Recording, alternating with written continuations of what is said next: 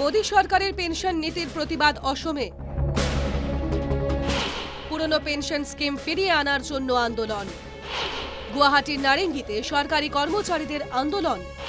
কয়েকশো সরকারি কর্মচারীর প্রতিবাদ। পুরনো পেনশন প্রকল্পের দাবিতে সরকারি কর্মী ও শিক্ষকদের আন্দোলন ধীরে ধীরে মাথা চাড়া দিচ্ছে রাজ্যে।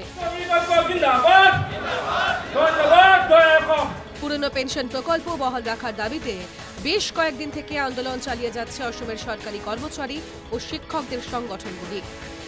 শনিবার অসমের বিভিন্ন জেলা থেকে সারা অসম কর্মচারী পরিষদের সদস্যরা গুয়াহাটিতে এসে জড়ো হন আন্দোলনের উদ্দেশ্যে।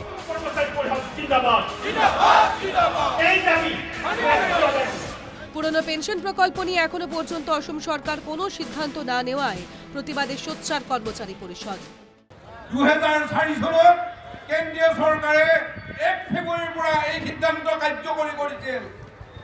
একেই নিচিনাকৈ 2005 চনৰ 1 ফেব্ৰুৱাৰীৰ পিছত নিযুক্তিপ্ৰাপ্তসকলৰ বাবে আমাৰ ৰাজ্য চৰকাৰে এই সিদ্ধান্ত কৰিছিল।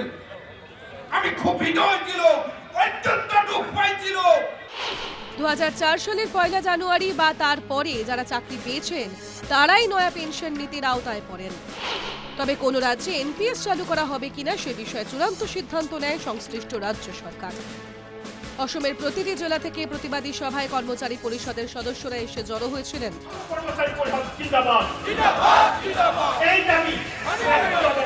Bureau report, NKTV Bangla.